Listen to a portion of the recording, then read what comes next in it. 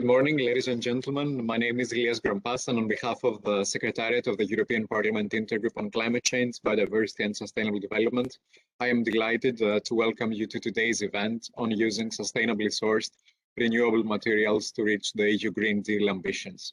Of course, this is a very timely discussion as the European Green Deal's objective of making Europe the first climate neutral economy by 2050 has brought nature-based solutions into the spotlight, as I'm sure we will be hearing more of in the course of today's event for the next hour and a half.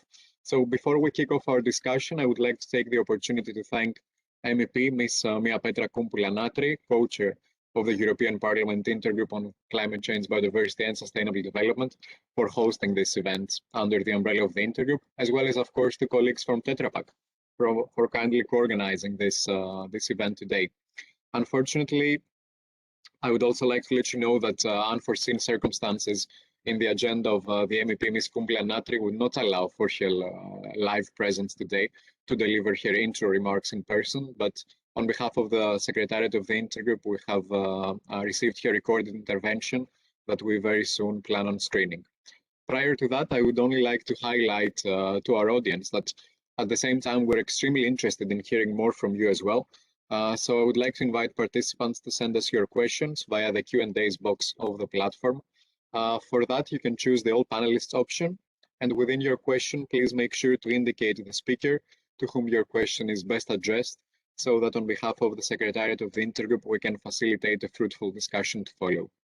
Last but not least, I would also like to let you know that today's panel discussion will be moderated by Mr. Lars Lindblad on behalf of KXC&C. As a senior communications and public affairs advisor, Mr. Lindblad has an extensive background in Swedish and European politics, and specifically, Mr. Lindblad has served as a member of the Swedish Parliament from 1998 to 2010.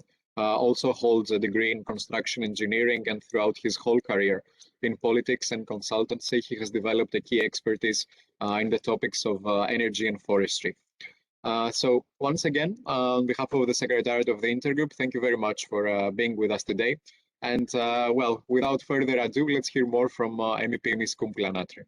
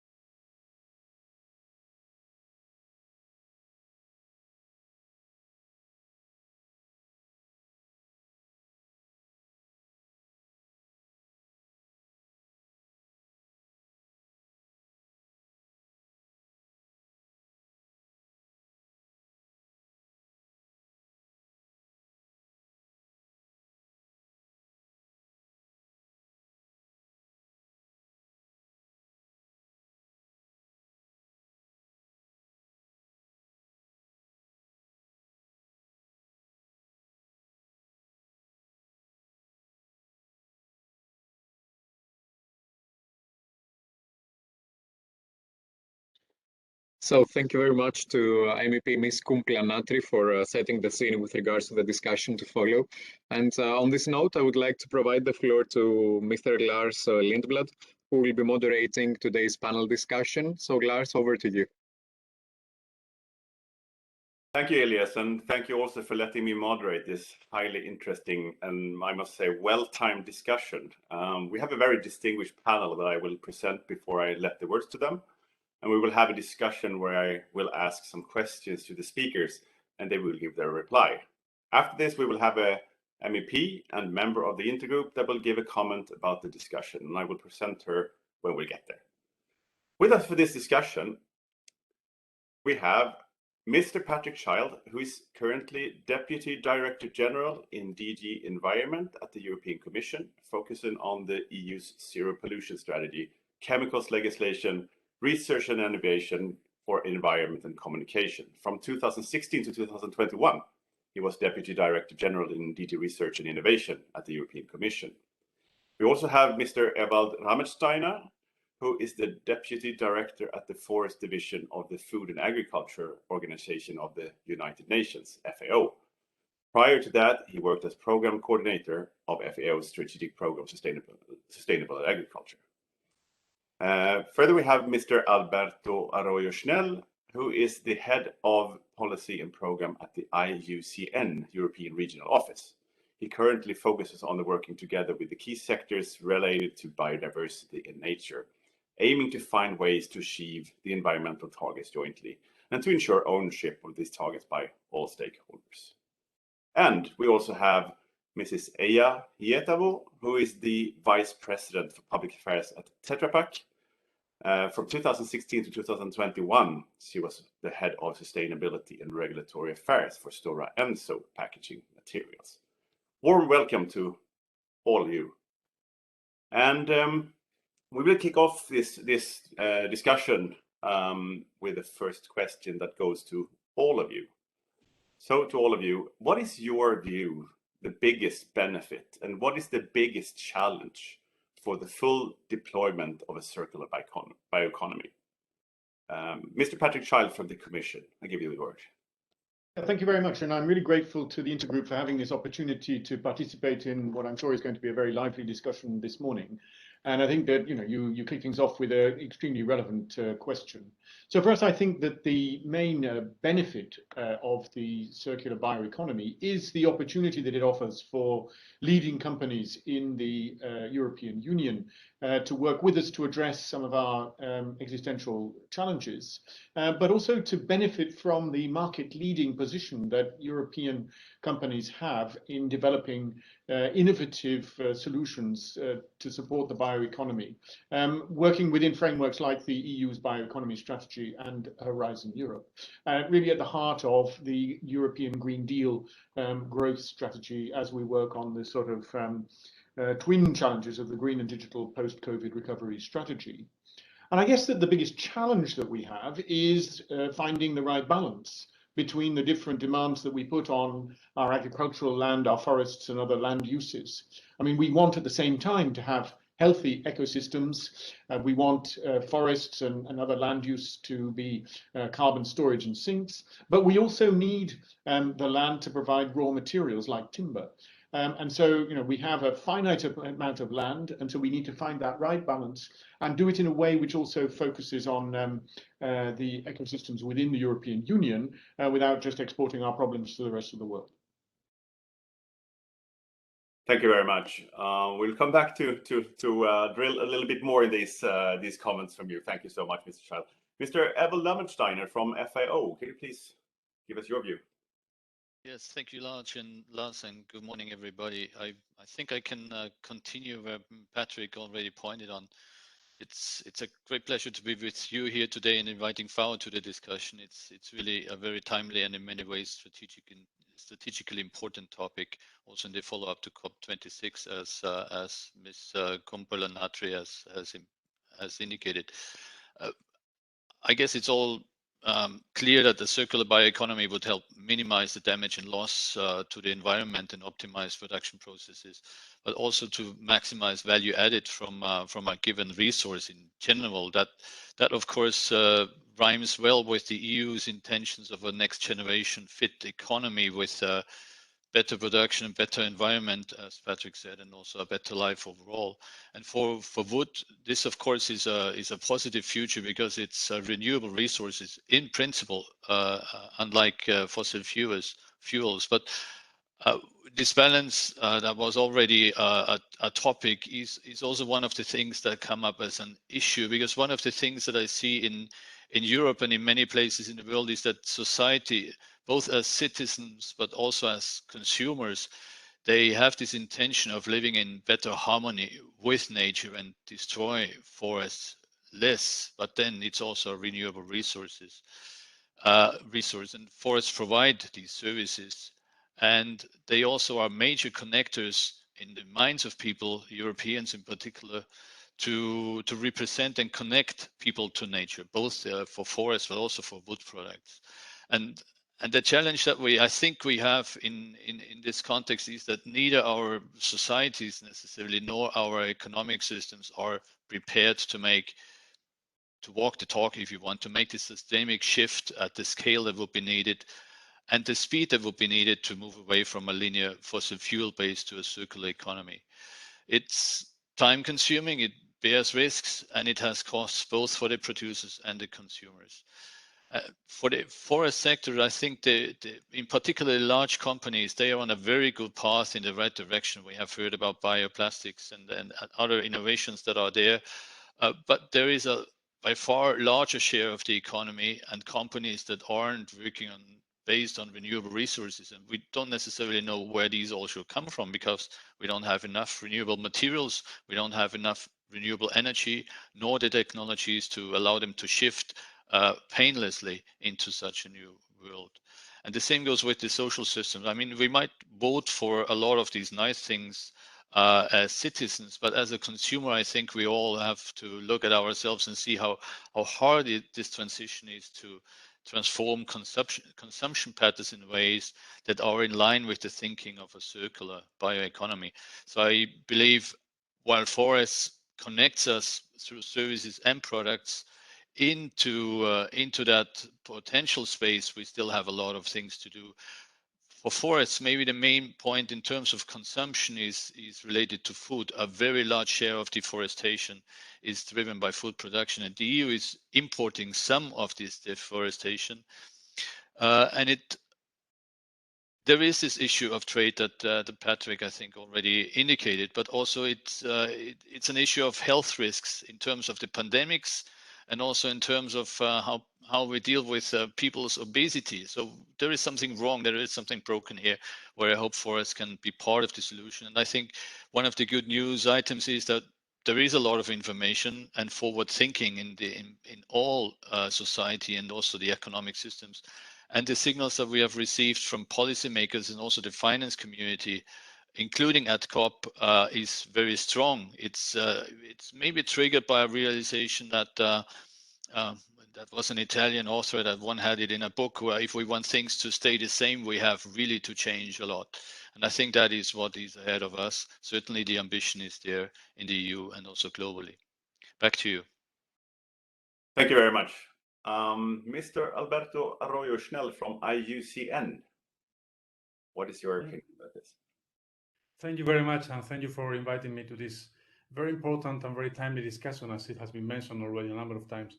As you know, I work for the International Union for Conservation of Nature, so you can expect me to focus on biodiversity. And actually, this is what I want to highlight as a benefit, or as an opportunity, better than that. As we have heard already from our host, the COP has sent some signals that, well, we could expect more ambition, definitely, but also there has been an interesting, if you want, change from the previous COPs. Now nature has been very much under the spotlight, and that is helpful. So while bioeconomy is presented as a solution capable to offer great potential in contributing to tackle environmental and societal challenges, for example, resource efficiency, climate change, maintaining European competitiveness and job creation, it is very important to place biodiversity at its heart. A non-linear economy, what we are aiming to, with nature as its core, will allow us to shift away from the patterns of production and consumption that has finally led us to the planetary crisis that we have today. And this will allow us to achieve the UN Agenda for 2030 for Sustainable Development. Let's remember that we are also following the SDGs. I want to highlight in this regard a recent exercise that we have been working on together with the Ellen MacArthur Foundation, the Institute for Circular Economy from France, and CITRA, the Finnish Innovation Fund. We have been working on a series of reports on how to better integrate biodiversity within the principles of circular economy, which is not as straightforward as it might look like. We have 2 reports already out from the Ellen MacArthur Foundation and from INEC, and the CITRA one is upcoming, and we will have the one from our side, from IUCN, ready for the time of the Circular Economy Stakeholder Platform in February next year. I think that will help a little bit to understand how to do circular economy in a better way. And when it comes to the challenge, I would like to again highlight biodiversity, because we have learned indeed that all plant-based materials, or some of them, for example, in the case of biodiesels or livestock feed, are difficult to be regarded as sustainable if the competition for resources and the needs to protect biodiversity and to address social concerns are not sufficiently taken into account. And actually, maybe you have seen relatively recently some NGOs claiming that most forest biomass can harm climate, biodiversity, or both, following the results, by the way, from a recent Commission report from GRC. So we need to be careful, let's say. Here I want to highlight some opportunities. It has already been mentioned, the international component by Ewald, and I'm very happy to hear that in this context. There is an upcoming regulation on deforestation and forest degradation by certain commodities and products, and also there is an upcoming directive on human rights due diligence. Especially in combination, these pieces of legislation will offer an excellent opportunity to address both environmental and social challenges in our European commodity trade. So deforestation, ecosystem conversion, but also human rights, labor and land rights, and sustainable agricultural practices can and need to be addressed. This is very important to make sure that we address the bioeconomy in the right way. Thank you very much. And last but absolutely not least, Mrs. Eija Hietavo from Tetra Pak. Thank you very much, Lars. And as the others already noted, it's a pleasure to be here. And actually, it's a kind of opportunity to be last on the list of on this question, because it really brings me back to last week and Glasgow and COP26, where I had the pleasure to be and represent our company in many of the discussions that were just highlighted. And I think one element that we can already hear from the views of colleagues here is the kind of the holistic approach that is needed overall. So we've heard views on the role of renewable materials in context of climate. We've heard the views in terms of diversity. Food was mentioned, the whole how the ecosystems around food come together, and I think the circular economy and the business models are really in the center of all of this. And if I look at it from more maybe from the business perspective, another angle on the benefit side, which was already highlighted, obviously is derives from the opportunities and the kind of economic empowerment in this area that what renewable materials can bring, because what I really hear here is that renewable materials, they are kind of in the core of the discussion of the solutions that we need post COP26, because we need to look beyond kind of the traditional way of decarbonizing the planet and the people, and we need to look into alternatives, and circular bioeconomy is indeed something that we need to bring to the center of these discussions. So I bring that as a real observation. And I think there's the economic opportunities. There are social opportunities also. If we look into this big transition that is happening from fossils away and decarbonizing, we need new types of economic models and bringing opportunities into rural communities and shifting away maybe from the traditional agriculture, or leveraging maybe agricultural residues, etc. There's a lot of opportunities that circular bioeconomy could bring. And And I think innovation, science, and technology, they are in the center of that. And I see that not only big companies, I think the big forest companies were mentioned here, but also small companies, the forest owners. There's a lot of new kind of opportunities for livelihoods that this brings. And of course, already as mentioned, there are challenges to tackle as well. And I think that the kind of the balance of bioeconomy and biodiversity is one big one.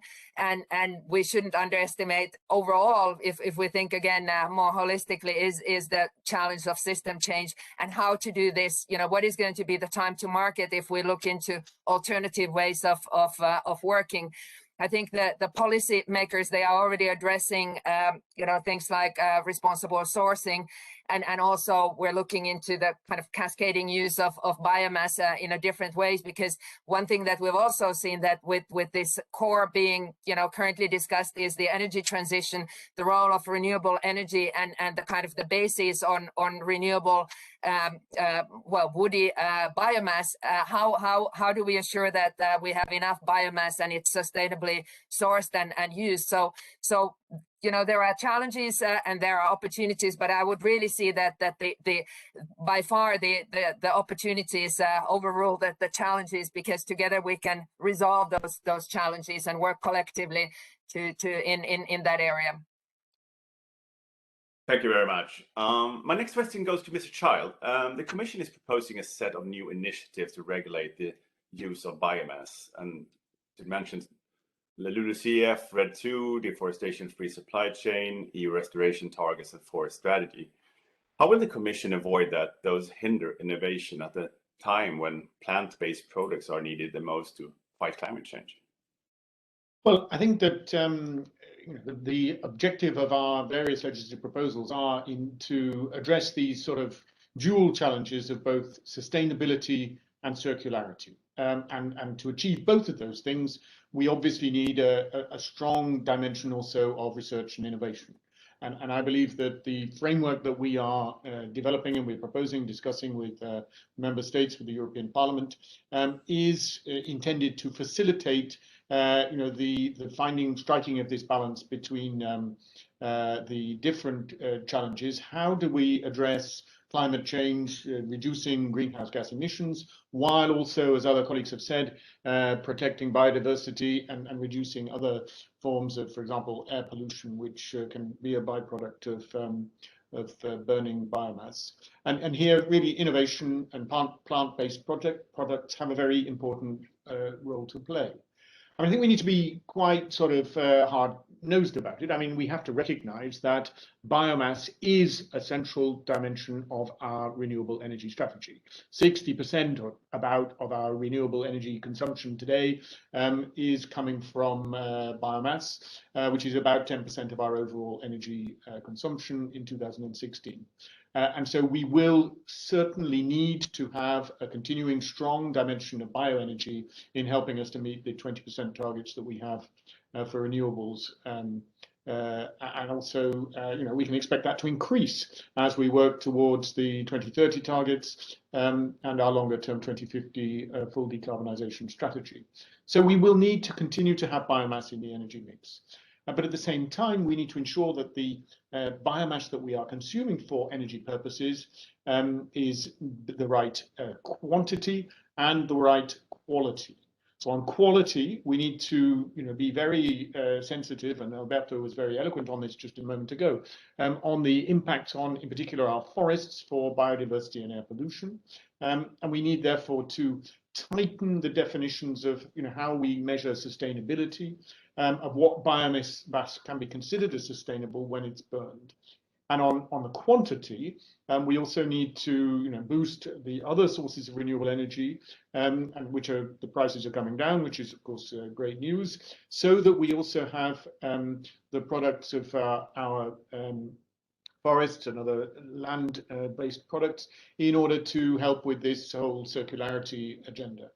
And so I think that we need to exploit the possibilities that we have through programs like Horizon Europe, which is our research and innovation program, in supporting, the broader objectives of the European Green Deal, but also specifically as we work towards a circular bio-based economy, taking account also of the huge opportunities that we were talking about earlier for the circular bio-based economy in Europe to play a bigger part in our future prosperity, also bringing solutions to the communities and sectors which depend so vitally in many member states on the contribution of our forests and other sort of land-based products. And we have, through Horizon Europe, initiatives like the Institutional Partnership on Circular Bio-Based Europe, which is building on previous work on bio-based industries, which I think will make a very powerful and positive contribution. So in summary,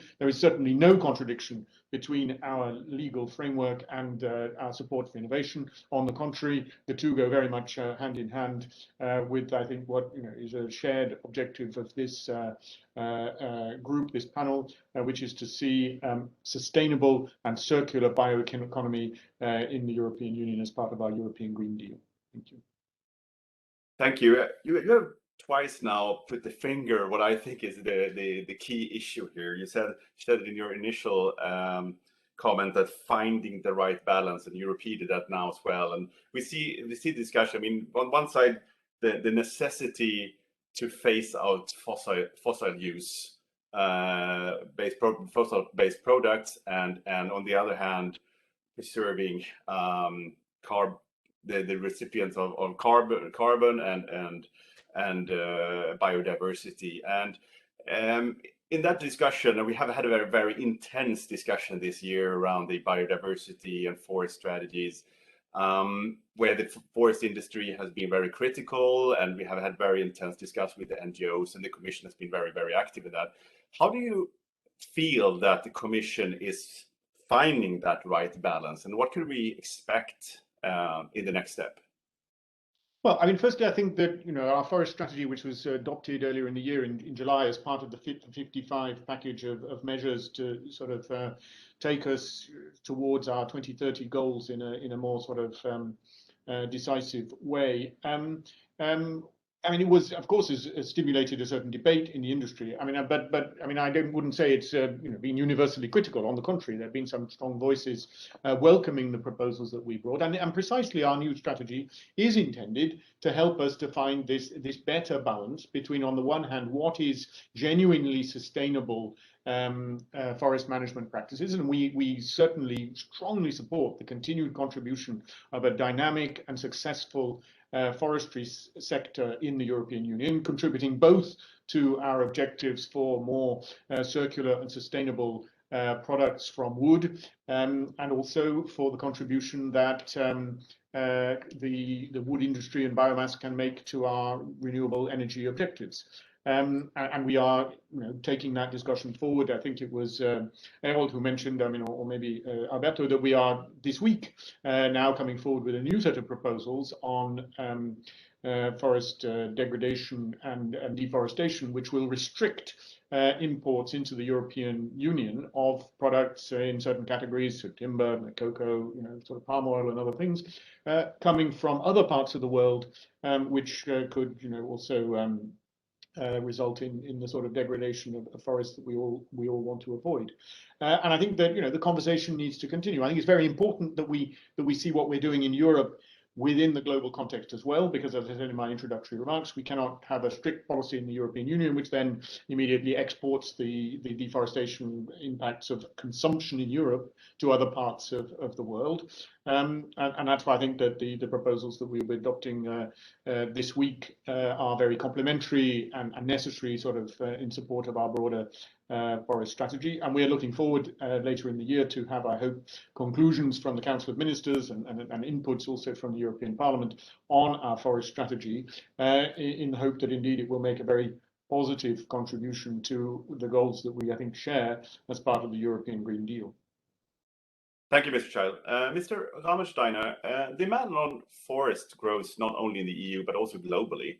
Taking into account that a growing global population will require also more food to be produced, how can we reconcile this growing demand on forests to provide both ecosystem services, such as climate and biodiversity, but also renewable materials at a global scale? Yes, indeed, that is a billion-dollar question, not only for the EU, but indeed also globally.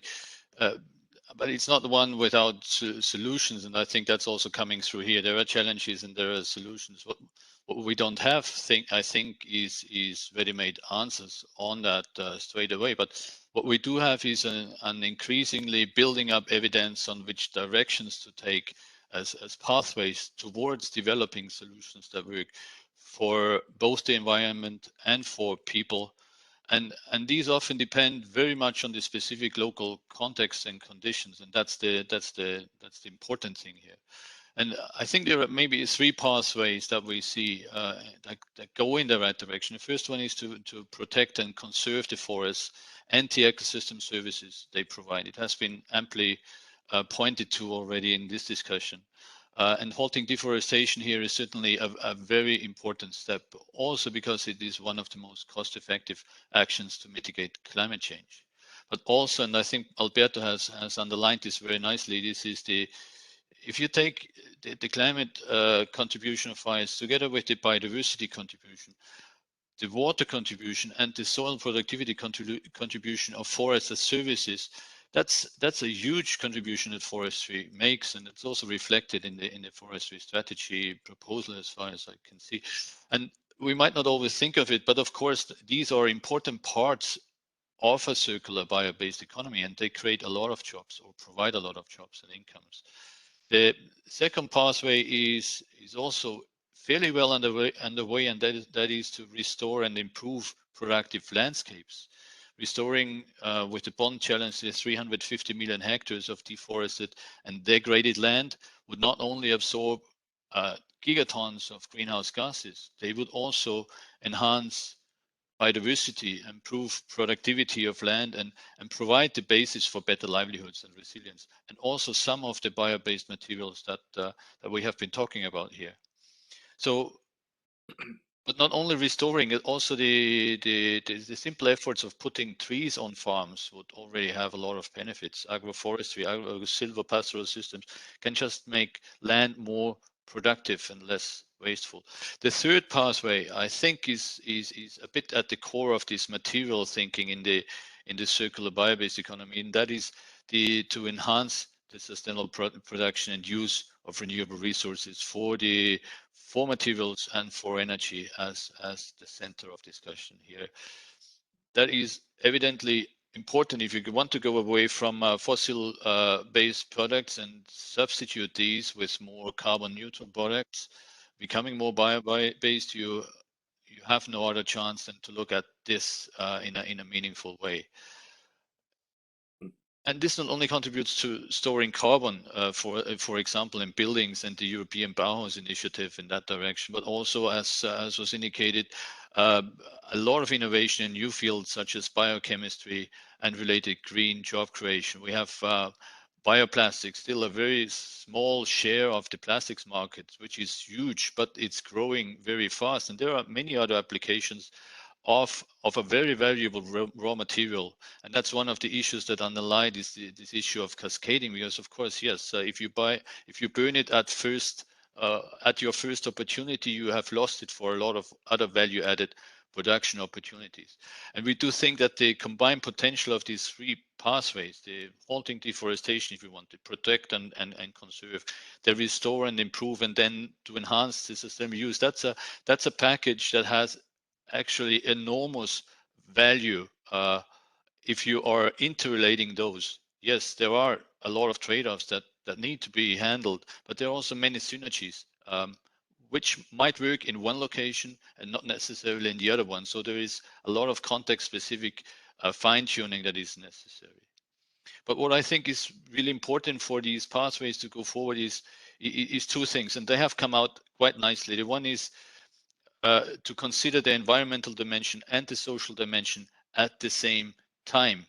What we have learned, I think all of us in a way, as we're working on this, is that we need to seriously consider and integrate both and at the same time, not one after the other or one alone. And point B is to consider the production and the consumption at the same time. This exporting of issues of production, if you change things in Europe, is a very important area to look at, because the EU is a global leader in many of those, so it needs to get it right also on the production side outside the EU for the consumption in the EU, as well as the production inside the EU, of course.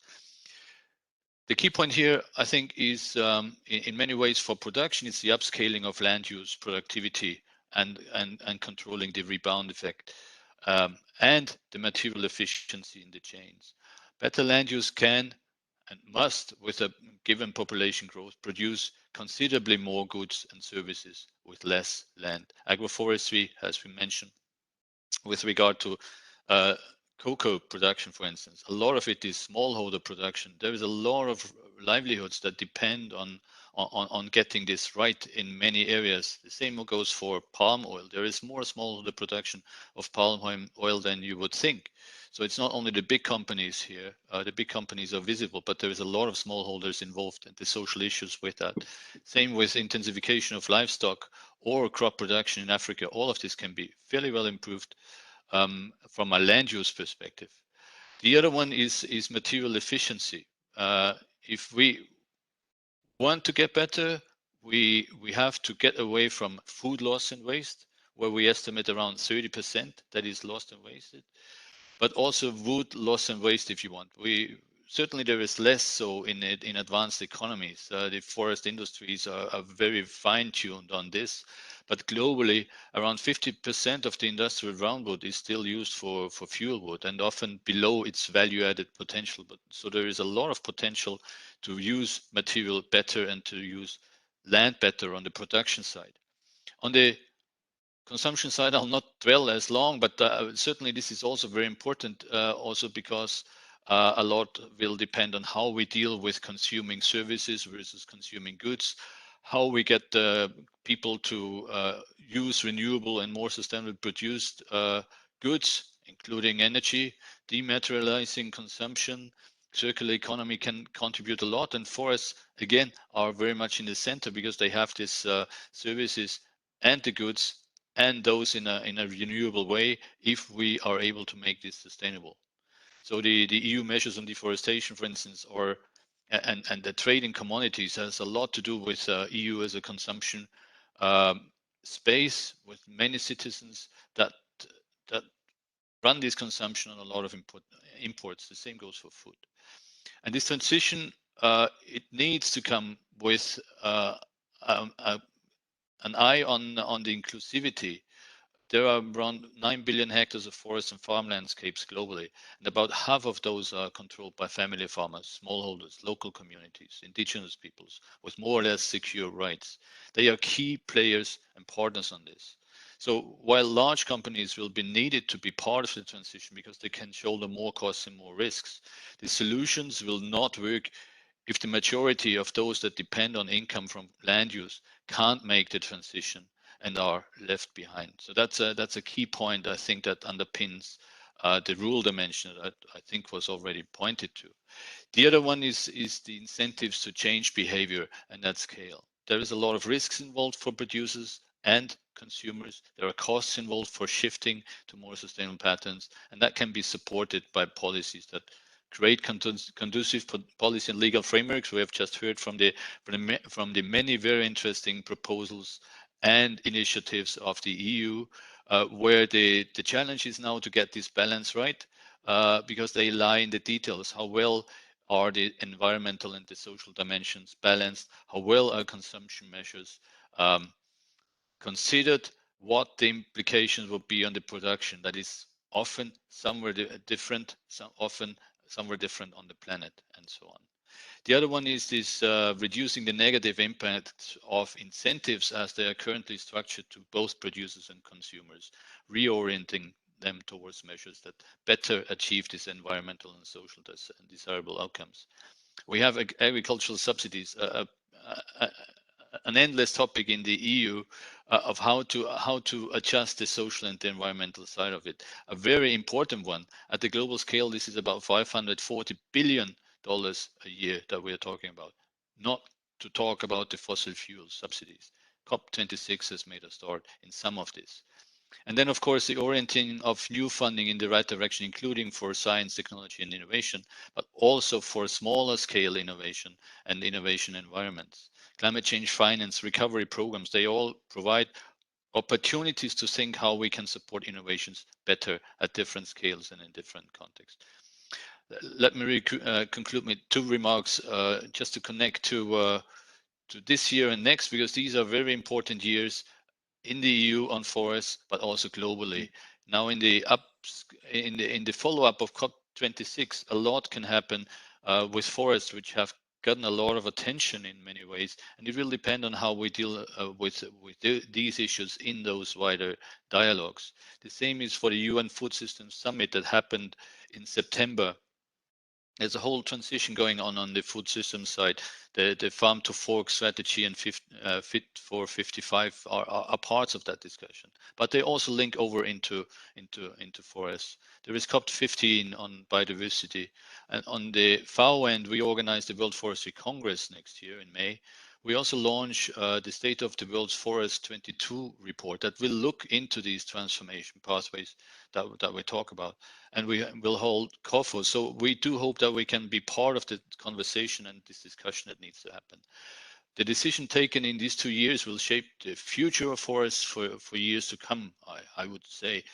And getting them right will be important. But what is even more important is to take concrete steps to implement them at scale. We have a lot of commitments on forests globally, but not all is as ambitiously implemented as would be needed to achieve the ambitious targets, because this will need to be with the people concerned and driven by innovation. And that is still a question mark in many corners of how you would involve the people that are needed to make this a reality. Back to you. Thank you. There is so much I would like to really deep dive into that you said, not least the resource efficiency and all of those issues that you raised. But unfortunately, we don't have time for that today. But let's hope that this discussion could continue. Over to Mr. Arroyo Schnell then. Do you see a reasonable solution at hand to ensure that biodiversity is preserved while making sure that biomass remains a key renewable input for sustainable production? Yes, thank you very much for your question. Let me start actually with a positive note, welcoming the European Union here and the member states and other stakeholders in the stepping up that we are having to take responsibility for the protection of forests, to mitigate the effects of international trade and to mainstream of biodiversity in other sectors. This is all good intentions. It's in the pipeline and we expect to have good results. And actually, I'm very happy also to hear from Ewald the continues refer to the international responsibility and the trade and the international dimension of this discussion. This is not only European. This is very important. This is, as I said, a relevant issue for the EU, but also externally, because we are in a way providing an example to the external world. I'm referring, of course, to the upcoming legislations that are in the pipeline. But in any case, it is very important to measure its final success against genuine conservation effects on the ground. That's where we are really going to be examined about when it comes to results. What we can say is that several safeguards need to be effectively implemented before we can consider the use of biomass as truly sustainable. I think it's important to highlight this from the very beginning. First of all, we will need to ensure that our forests are adequately protected from all drivers of biodiversity loss. We have a number of commitments now in the European Union domain, but we will have also them in the global domain, and we will need to be up to these commitments. We then need to consider sustainable forest management as the bare minimum across the EU and recognize that certain forests will need a different governance regimes, such as, for example, in some cases, non-intervention. A key commitment to implement is the EU biodiversity strategy goal to strictly protect all remaining old-growth forests, as this means severely limiting the extraction of biomass from these biodiversity hotspots. High biodiversity areas and high carbon stock areas should also be, in principle, excluded from bioenergy production. For example, I'm referring to wetlands, peatlands, And in this context, it's also extremely important to ensure the restoration of ecosystems and the upcoming legally binding nature restoration plans that have been mentioned already by Patrick, that we will have very soon a new legally binding proposal for restoration targets. We can only expect that they will be very ambitious. As I said, it's not only for Europe, it's also about setting the example and leading the way for the rest of the world. We're also entering, by the way, on the UN Decade on Ecological Restoration. So what we are doing in Europe is important, or very important. So anyway, we have been very active in the discussion surrounding the technical guidance criteria for the establishment of protected areas in Europe. There is an upcoming paper from the Commission that I would like to point out here the usefulness of the IUCN protected area management categories in this discussion, especially for the definition and monitoring of strict protection. This is something that is still unclear how it will look like, but we can have some tools here that could help. Now, coming back to what I was saying before, to ensure that we can consider the use of biomass as truly sustainable, I want to also refer to this in terms of location. The land area available for energy crop cultivation should, in principle, not affect the land reserved for nature protection and total land needed for food production, of course. This will also include avoiding the expansion of these areas over other ecosystems, such as savannas outside of Europe, but also high biodiversity grasslands, wetlands, peatlands, all these key to protect biodiversity. This includes, among others, also the use of the robust standard systems, often referred as certification, tools for information and for verification, in the case of which it is important that we have a strong criteria and a good level of assurance or quality of control. All this is relevant, of course, in the context of the upcoming legislation of deforestation and forest degradation that we'll have actually very soon, I think that tomorrow, and the human rights due diligence legislation that I also mentioned before. And also in this context, and it has been mentioned actually by Ewa before, and I'm happy to hear that also again, the agroecological practices can be helpful to overcome the impact on biodiversity using habitat corridors, creating multi-age, multi-species protection systems, and this provides a diverse habitat for wildlife, among other actions. Well, an example of how to work towards a circular bioeconomy that I would like to highlight here, and is based on a synergistic relationship between economy and ecology, are the 10 critical points outlined in the 10-point action plan for a circular bioeconomy of well-being, developed by the European Forest Institute. I suggest everybody to have a look at that because it's an interesting way forward to speak about circular bioeconomy. And lastly, I want to highlight also a number of things that have been mentioned by Patrick, but the need to ensure that there is coherence among them. We have what we need, the EU Forest Strategy, the EU Biodiversity Strategy, the Deforestation Law, and all other components of the EU Green Deal to be aligned. We need a transparent governance process and a strong monitoring mechanism. This is probably one of the crucial challenges, but at the same time, one of the crucial opportunities. And the Green Deal is a really great step forward from the European Union that I think, again, can be an example for the rest of the world. Thank you very much. Your organization is not only focusing on like biodiversity and nature-related issues. You're also very engaged in the COP26 discussions around how nature could provide a solution for climate change. And of course, that's, I mean, we all are very concerned about if the world is taking enough steps there, and that balance that Mr. Child talked about, you know, finding the balance between, I mean, the necessity to phase out fossil use, but also be careful to not go too far when it comes to the biodiversity resources and so on. What to find that balance? What is your view on that? Yes, that's one of the key questions, and I'm happy to say that there are solutions available. And actually, they are called nature-based solutions because of exactly the nature of themselves, focusing on nature. And here we have, I would like to highlight a very recent publication from our side. It's a nature-based solution standard, where we try to clarify how this could look like. So how this could work exactly with a series of criteria that is not only about biodiversity, it's also about social and also economic indicators. So we have the possibility to understand and make happen some of the solutions that can come from nature, and we have the possibility to evaluate if this really works. So the main thing that I would like to highlight here is this concept that, which by the way, was a concept that was originated by IUCN many years ago. So we are happy that now it's gaining momentum. And by the way, it's also a fantastic way to join these two key environmental priorities and agendas, climate change and biodiversity laws, that they have not been always so aligned. And at the moment they are. And not only they are, but they're also very high in the political agenda. So it's a good moment to use the momentum to move ahead a lot of very important issues. Thank you. Thank you. Mrs. Hietavo, carbon emission from the materials used by packaging industry overall equates to those of global aviation.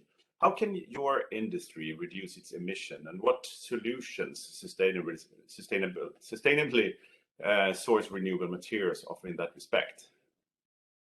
Thanks, Lars. And I was just listening to Alberta and the other speakers, so that very inspired by the kind of climate meets biodiversity and this whole nexus around renewable materials and the role that they could be playing.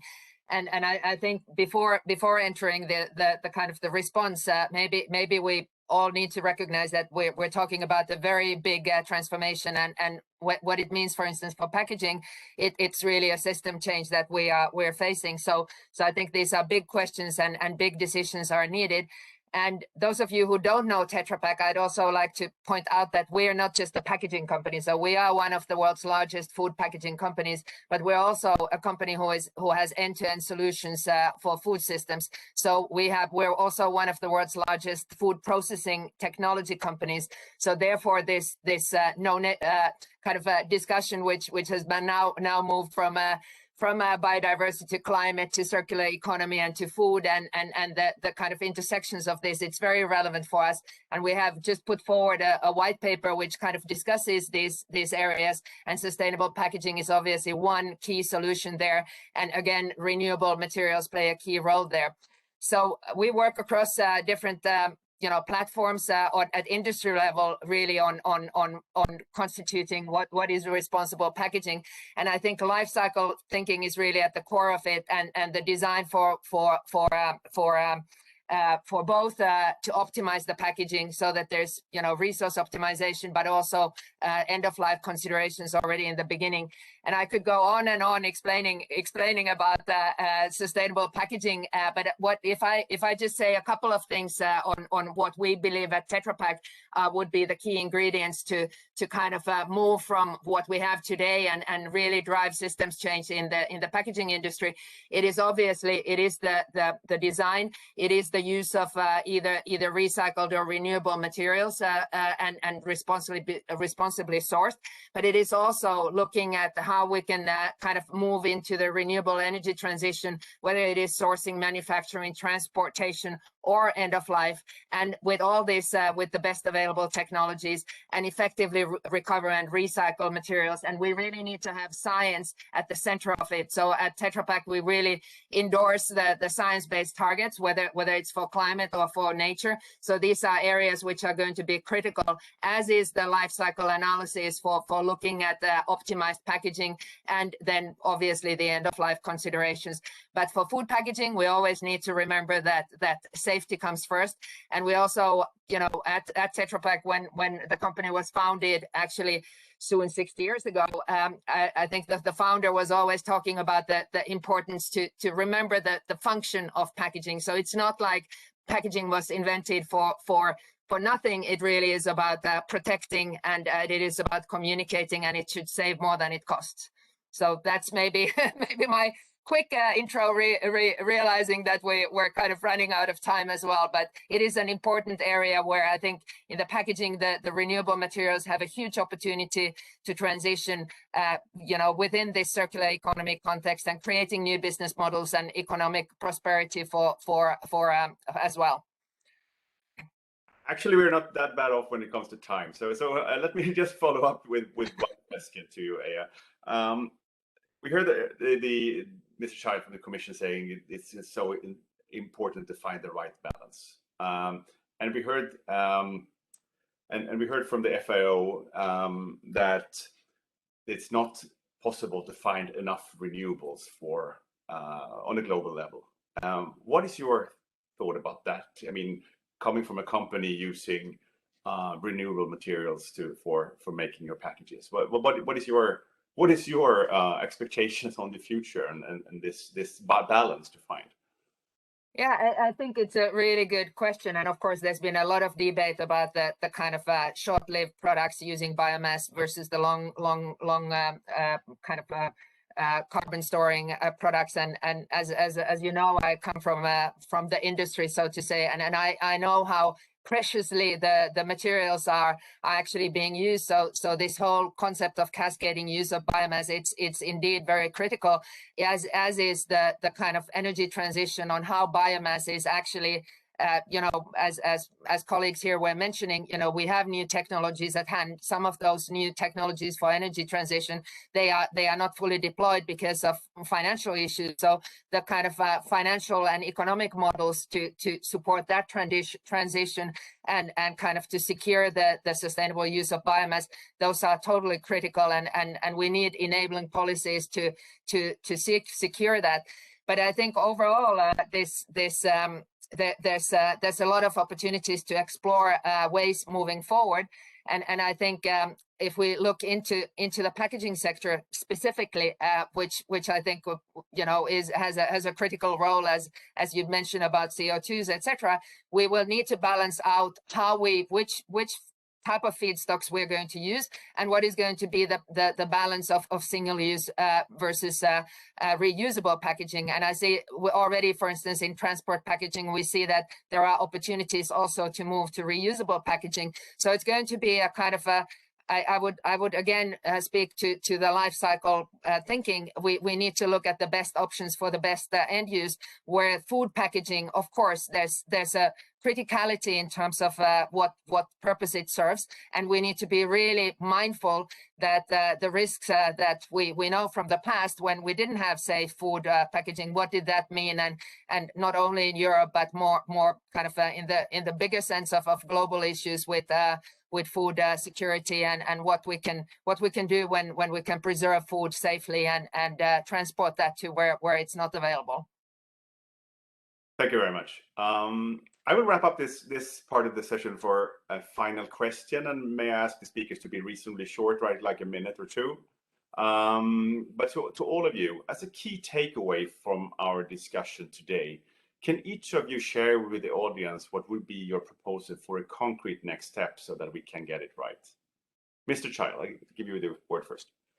Well, thanks. And of course, my answer is that we need the swift and sort of comprehensive adoption of the various proposals that we have put forward for the support of the European Green Deal. And there, you know, I just come back to a couple of things that colleagues have said. Firstly, I agree with Alberto on the importance of having a joined up comprehensive strategy which brings all the elements together, and very much resonating with Erwold's comments about addressing simultaneously the environmental and social, as well as the production and consumption. But you know, all the support that we can have to make progress swiftly now with our Green Deal proposals in order to you know, kickstart the necessary sort of sustainable and circular bioeconomy that we need. You know, that would be my plea, and I'm grateful that Parliament is so supportive of our work. Thank you, Mr. Rabensteiner. Well, thank you. Yes, I mean, what I see in this discussion, it's very nice to see is that we have very closely aligned strategic visions from at the global level from FAO and the EU, and also ambitions in the context of the SDGs and the Paris Agreement. The EU is such a major leader here in the world that would be great to partner and work forward using the complementary strengths between the EU and FAO. There are long-standing partnerships in many of those areas that we have touched upon, including on deforestation and WED, on monitoring and verification, the FLECT program, for instance, the legal on sustainable production, on sustainable wildlife management, which we haven't touched, on agri-food systems, on sustainable finance and investments, including on cocoa value chain, etc. So I think we have both, we are looking in the same direction, seeing the same challenges, having good partnerships and complementary strengths. So for us, it would be great to simply continue the good dialogue that we have, the strategic dialogue the EU has with FAO on some of the operational aspects of carrying out some of the works that we have in front of us, that we know have solutions, that we know have challenges, and which we need to fine-tune further.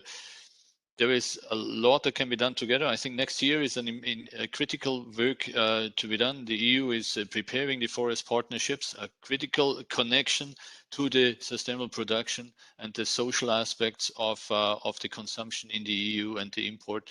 And this creates a lot of opportunities to walk the talk together. Thank you very much. Mr. Arroyo-Schnell? Yes, thank you very much. I will have a general point, and after I would like to say some, it will be very quick, but some points that are making it a little bit more practical if you want. So to start with, anything that cannot be repeated an infinite amount of times is by definition unsustainable. And therefore we need to ensure that a successful transition to a circular bioeconomy model that does not add other stressor to the natural environment and could be repeated endlessly, as I said, in respect of our planetary boundaries. So we need to put nature at the heart of all our efforts and rely on a strong science-based policy making. Here I'm also happy to hear what was said a number of times before. And to achieve this, we need to continue the dialogue amongst all stakeholders. If we are to achieve the 2050 UN vision of living in harmony with nature, that's the way forward. We see something that we are very much into from the IUCN side, and I heard here a number of panelists mentioning the need for dialogue, EU and FAO or global if you want, but also in terms of stakeholders. So I think this is a fundamental issue. And now this said, some very practical issues that are upcoming now. I mentioned the restoration legislation. We can only expect it to be very ambitious, as I said, remembering that what I said before also, that we just started the UN Decade on Ecological Restoration, and also the fact that the EU will be an example for the rest of the world. Also next year, we have the Global Biodiversity Framework, and during the COP15, we will have the new one. And again, the EU has led the way with the new EU Biodiversity Strategy in advance.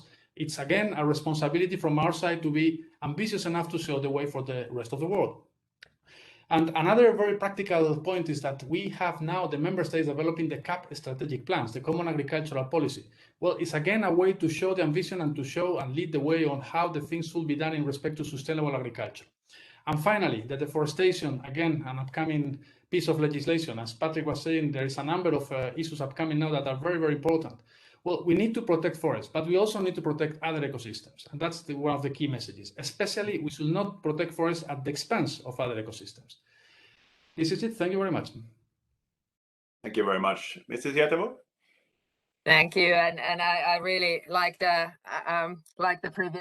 previous comments. I think the big picture is clear, and I think one that everybody's been repeatedly saying is that collaboration is going to be key, and multi-stakeholder kind of dialogues are needed. So I think that is absolutely in the core. But I think from our perspective and the business within which we operate, I think really the actions, practical actions in terms of dialogues to unpack the tensions between the bioeconomy and biodiversity, and what does it mean? What are the practical tools? How can business also kind of ensure that what we do is perceived responsible? I think there are certifications and things like that that exist, and we know that it's not enough, and more is needed. So collective collaboration in defining the science-based kind of targets and KPIs, and working in this domain on the existing platforms and with the parties also here on the call,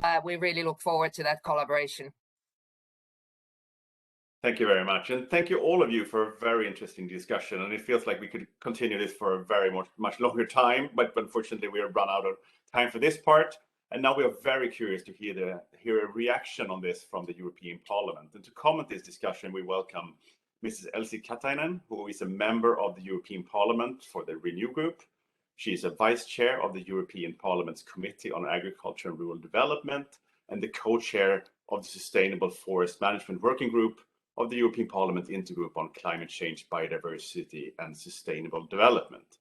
Please, Mrs. Katainen, I give you the word for your comments. Thank you all, and thanks for the opportunity to take part of this very interesting discussion. This discussion comes at a very timely point now after the Glasgow summit. I think harmonizing the global rules on ETS and the carbon certificate systems is very welcomed, but many things still need to be clarified. The European Commission will come up with a communication on carbon farming this December and proposal on carbon removal certificates next year, which are very crucial for forestry and wood-based material sector. These developments can bring new income models for forest owners and increase the attractiveness of the sector in general. But we also need to be very careful. I must be ensured that the new system on carbon markets encourages sustainable forest management and steers towards active, versatile and sustainable use of wood, which replace fossils instead of limiting this enormous potential. I want to remind you what forests actually mean to the forested country like Finland. 75% of our land is covered by forests. Our carbon storage and amount of wood in the forest is still growing. Our protected areas are the biggest in Europe and expanding. Still, at the same time, forests employ about 100,000 people and generate billions of euros in tax revenues. This is mainly because of the sustainable and versatile material use of wood from constructions to paper and chemical industries. And that is not even all. There is still a lot of potential for the new innovations. So my message to all the Green Deal related tables from taxonomy to RED 3 is that the forest sector should be at the heart of the transition to plant-based material and nature-based solutions, which can be a new tool for economic growth, as they not only contribute to the reduction on the carbon footprint, one of the main goals of the circular economy, but also enhance resilience against climate change impacts. It means that we should keep the risk-based approach of sustainability, and rather than building no-go areas to the use of wood, we should promote the forestry in accordance with EU's bioeconomy strategy and encourage to sustainable use of wood widely. I'd like to mention a few examples from political agenda where it is extremely important to have a balanced and well thought out position on forests. In the LULUCF regulation, it is important to have a look on the list of harvested wood production and build it in a way that encourages multiple uses of wood and replacing fossils. The Commission has proposed a realistic accounting model, but we need to be careful with any increase of these carbon sink targets, since if these go higher, the potential for sustainable use of wood in bioeconomy would be limited. In the batteries regulation, we see potential in using a side stream of wood as a raw material. And I'm glad to tell you that we have ensured in Tran Committee that the regulation accommodates also the use of new and innovative raw materials, such as lignin. It is very crucial to keep the doors open for the new innovations in this file and also in many others. In EU's textile strategy, we should build incentives to increase the amount of renewable materials in clothing, in addition to recycled targets.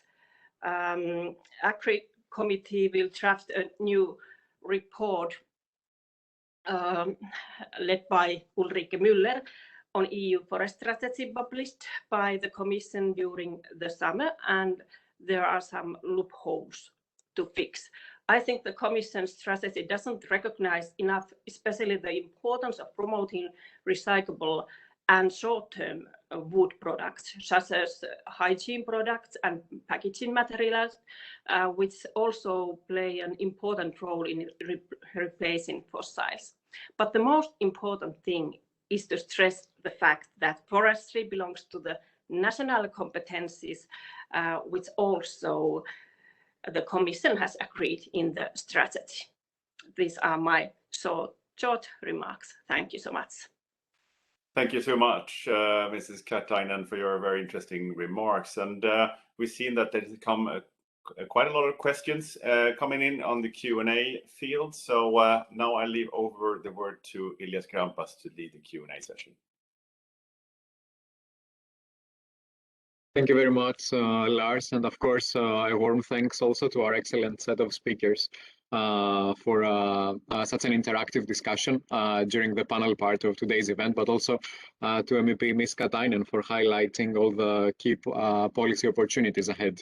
Well, on this note, unfortunately, I would like to know that due to unforeseen circumstances, we were made aware that MEP Ms. Schmidt-Bauer will not be able to join our event, but sends her sincere apologies and warmest regards with regards to today's discussion. So stepping on the Q&As part, I see that we have 10, maybe 15 minutes more for the time allocated. So I'll just be very quick in taking some questions for the Q&As box.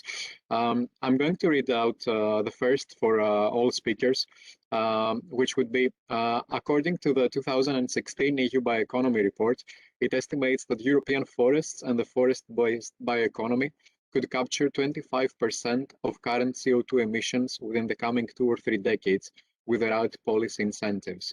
What is the approach then towards the development of a sustainable circular bioeconomy? Is any speaker interested in taking the floor? Perhaps Mr. Child? Well, thanks. I mean, I think it is a key question, and you know, I think we've talked around the topics quite extensively. I mean, I think that one point that I didn't pick up earlier, but which Alberto made, is the importance of putting in place a robust and effective monitoring system so that we can track progress, and if necessary, we can then adjust course if we need to do more or differently. And there, I'd just like to highlight the work that the European Commission's Joint Research Centre is doing in setting up a knowledge centre for bioeconomy, which will, you know, help us to develop and deliver the new bioeconomy monitoring system. So I think that's a key dimension. I think more generally, exploiting the full potential of the forestry sector in support of our bioeconomy strategy and the European Green Deal more generally does require this comprehensive and global approach. I think that the forest strategy that the Commission presented in July does capture the important balance that we need to find between national competence, but also the need for a joined up, coherent approach at European level, which is also something which is recognized in the treaty. And so we are, you know, very much engaged now in the discussion with the member states, but with also the communities that are directly impacted by our proposals in order to deliver the sort of sustainable and circular solutions that we need. And I'm happy also to go into more detail, you know, if there are other questions on the objectives of our revision to the LULUCF proposals, which I think, you know, do provide quite a well-structured way ahead for the sector, underlining this need for a joined up and comprehensive approach, also putting a lot of emphasis on nature-based solutions, as other colleagues have said. And I was very moved, I mean, I was in Glasgow as well, to be part of the session on forests where our President Ursula von der Leyen made such a strong intervention in the way that we see the global challenges of forestry, the very significant financial pledge that she made to you know, support the work that we're doing through the new generation of forestry partnerships with key partners in third countries, as well as you know, the proposals which will come out, as we've said, later this week on deforestation and forest degradation. And I agree also with what Alberto said earlier about the relevance also of linking this up with our forthcoming, I can assure him, very ambitious proposals on nature restoration targets, because, you know, this is another key building block which puts sort of the challenges of forestry in the broader debate of land use and the other fragile ecosystems that he's mentioned. So thank you. Thank you very much, Mr. Child, for your reply. And we have another question this time for Alberto, received in the Q&A's box, and that would be: do you think that certified sustainably managed forests could help in mitigating the climate and biodiversity risk in the forest biomass debate within RED II? Of course, the opinion of the European Commission is also welcomed very much. Yes, thank you. Well, my answer is going to be very short, actually, because I would say yes. We need a strong criteria to both forest and agricultural materials. That's one of the key issues that we need here. And by the way, also we need something that will help in the scalability of all this discussion. We have to ensure that both energy use and animal protein use are produced in the context of the planetary boundaries. So we don't go beyond. And for this, we need to ensure that how the things are produced at the moment are in the future in a way that we can ensure that we fulfill the biodiversity and all the climate targets. Both of them are at the same level. So yes, the answer, as I said, is very simple. Yes, we need some criteria that is strong and it helps for this production of materials in a sustainable way. I don't know whether you want me to add a word or two. I mean, I think that we also see the vital importance of harvesting forest products from proven sustainably managed forests where we have adequate biodiversity safeguards in place. And in particular, we are anxious to avoid any degradation of old growth forests, which are irreplaceable and vital in our sort of overall biodiversity sort of agenda. And so we have a particular focus on protecting and preserving our old growth forests, and therefore working very much with the well-established, proven, sustainably managed forests where we have proper safeguards for biodiversity in place. Thank you very much, both Alberto and Patrick, for your replies. Then the next question would be linked with the new EU forest strategy. Ms. Katainen mentioned a lot of the key policy opportunities ahead. So this question is linked with the work of the European Commission, as it makes a clear distinction between short-lived and long-lived products. So any further thoughts, perhaps? What would be your position on this? How can we best ensure that we don't end up in a two-speed bioeconomy, let's say?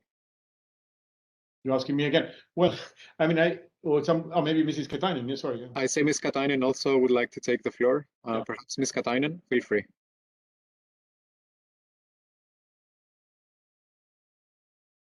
On mute. I think you're muted, Ms. Katainen. Mm. Yes?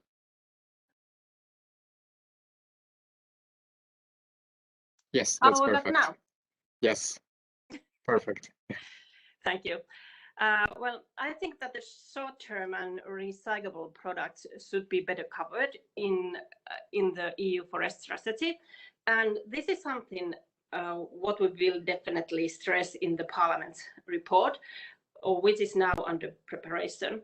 I think we should speak about recyclable products rather than only short-term products, and here I mean packaging materials, hygiene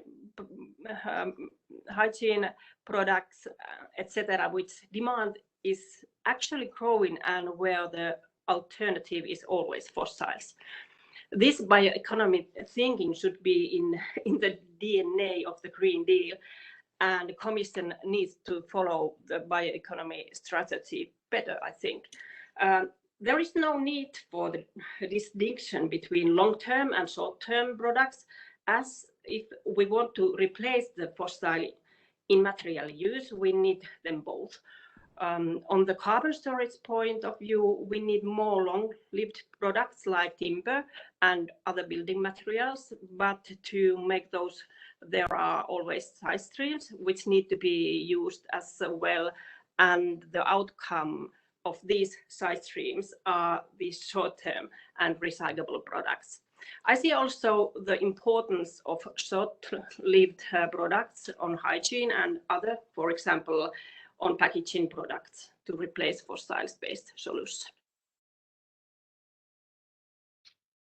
Thank you very much, Ms. Katainen. Perhaps any other speaker interested in taking this question as well? No. Well, I mean, I can just add. I mean, we essentially agree that we need to see the sector as a whole, and that we need to find the right sort of place for the bio-based solutions for all sectors. I mean, of course, the more we can prolong the life cycles of wood products and timber products, in line with our circular economy principles, we lower the pressure on the land use that we have. But I think that it is important not to have a two-stage or two-speed scenario, and that we advance in all different sectors in a joined up way. And I think that we are seeing very encouraging response from industry, with a very powerful investment in the European Union in the sort of prolonging the life of both short-term and longer-term products. And this is something where we can also capitalize on our strengths internationally in the growing world markets in these areas. Thank you very much. And Ms. Katainen also mentioned within her reply packaging materials. And of course, we know that there are quite strong forces at play, encouraging on one hand the advancement of food safety and sustainable packaging on the other. Are renewable materials the answer to perhaps developing a sustainable packaging while ensuring the same level of food safety? Perhaps for Ms. Hietavo?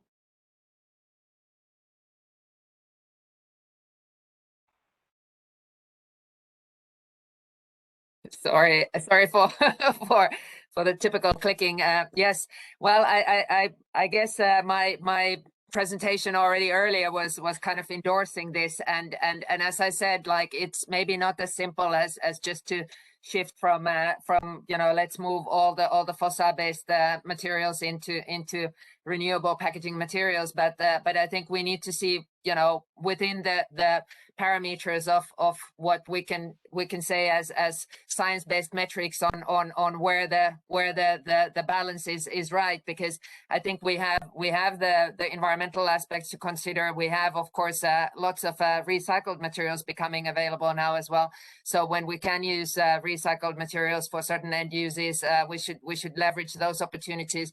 But it is also fair to say that what the current debate has really been about packaging is that it's been about the end of life, while we should also revisit the kind of the aspects of what the purpose of the packaging is, and remember that food packaging is a bit different, and will require certain hygiene properties and all that. So there may be need for some more virgin materials in those contexts. And we of course also would welcome some food contact legislation, which would enable also for the fiber-based packaging to get a level playing field with some other materials. But I think all in all, the potential of renewable materials in sort of the packaging system transformation, it hasn't been fully explored, and I think that there is space and opportunities to do more there. Thank you very much. And perhaps just a final very quick question for Mr. Child from the Q&A's box. I'm going to read it out loud. Managing protected areas implies fighting different pressures and disturbances. In the case of forest fires, for instance, it includes fuel management, which delivers biomass, but in most cases is only suitable for bioenergy. The new RED intends to ban biomass for bioenergy from such areas, which are highly biodiverse, but it doesn't offer a solution for what to do with the biomass that might be delivered as part of the management. So is there perhaps any thoughts on how can we solve this issue, and was it perhaps overlooked? Well, I mean, as we said, I think that what's important is to see the body of our legislation all coming together. And Alberto made the point very powerfully earlier about the importance of a coherent overall strategy. And each of our pieces of legislation, addressing different sort of dimensions of the challenges that we face. I mean, my view is that the RED 2 proposals provides, I think, the right incentives for foresters and bioenergy operators to harvest and produce more bioenergy, but to do that in a sustainable way. And I think that it is important that we are also mindful of the impact of the use of biomass for energy production for our broader objectives on biodiversity and on pollution. And I think that particularly when we're looking at the biodiversity, you know, there are some very sensitive environments in forests, you know, sort of fallen branches and other sort of residues on the ground, which need to be protected as part of our overall sort of support of the biodiversity in those environments. And I think that is important. But more generally, you know, I've been very encouraged by the sort of positive direction of the discussions we've been having today. That, you know, I hear colleagues you know, in different ways sort of supporting what we're trying to achieve.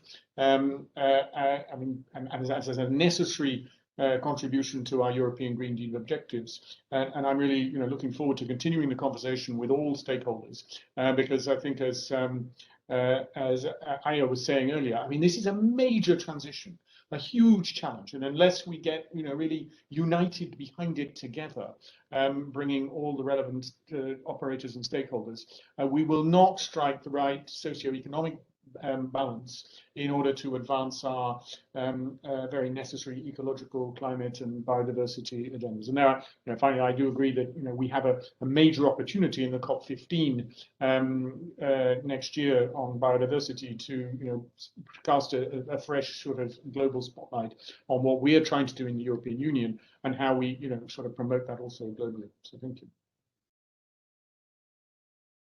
Thank you very much, Mr. Child, for your reply. I hope we had more time to further discuss, but I'm also very sure that we're going to have more opportunities ahead. Thank you very much for connecting all the puzzle pieces together as well in your reply.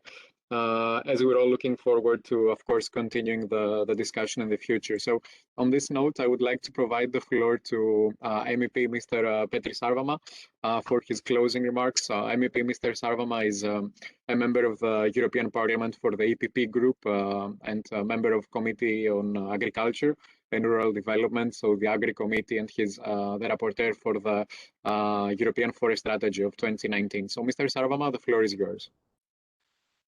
Thank you, Lars. Thank you, everyone. As you can imagine, I could hardly keep my microphone muted and my camera off for this an hour and a half, which I listened extremely carefully to every word that was being said. And there's a couple of things that I have to say before I sort of like put my own 2 cents into all this. Well, you know, it was mentioned several times here, and lastly by Mr. Child, that we need to strike the right balance.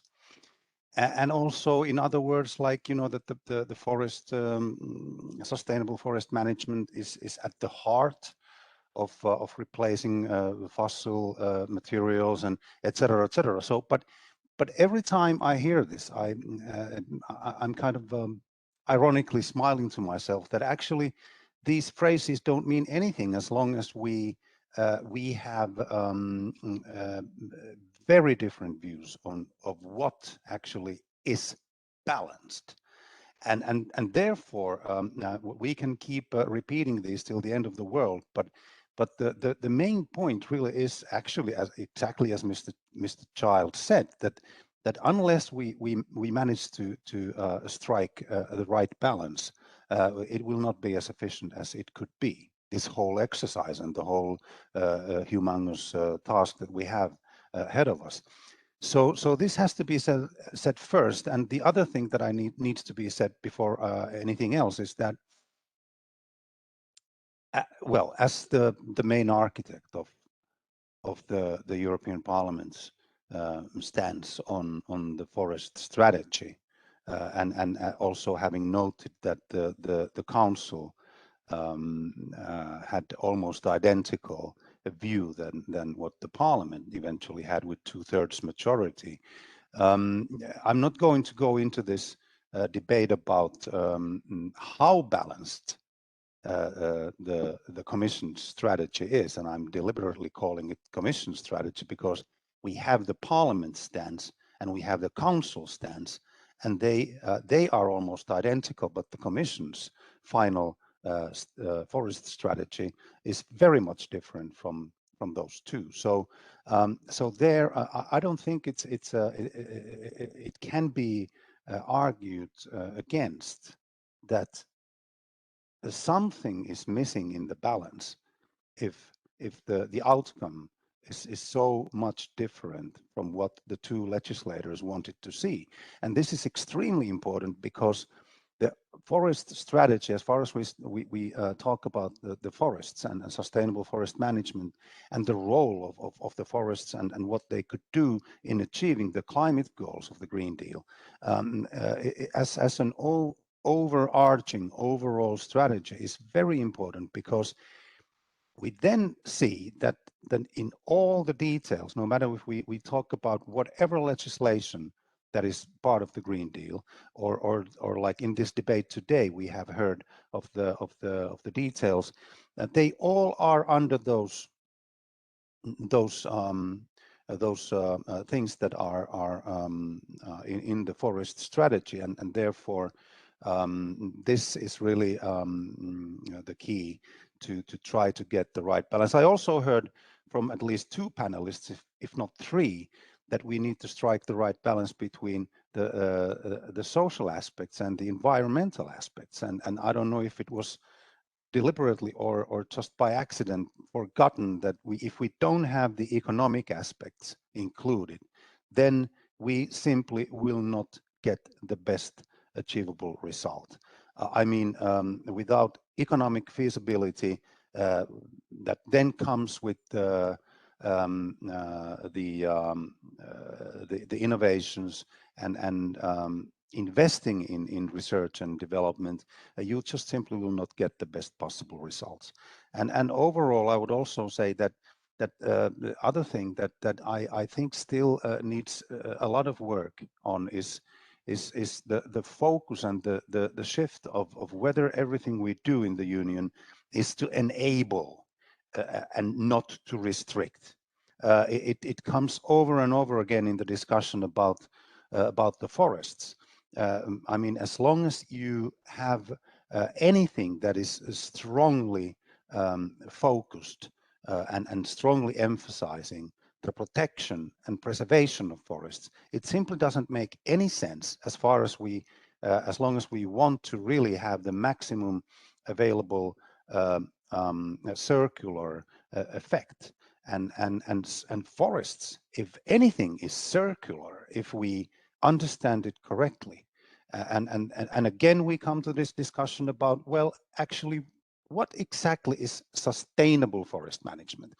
And there, I'm sick and tired of hearing from many directions that, that as having been the rapporteur for the forest strategy in the European Parliament, I was simply just reflecting and echoing, the Finnish forest industries, which absolutely is not the case, because if you shut out, or not shut out, but if you take like 5% out of 100 from those people who actually make it possible to enlarge the forest areas and to grow them sustainably and still have the maximum economic output from it, I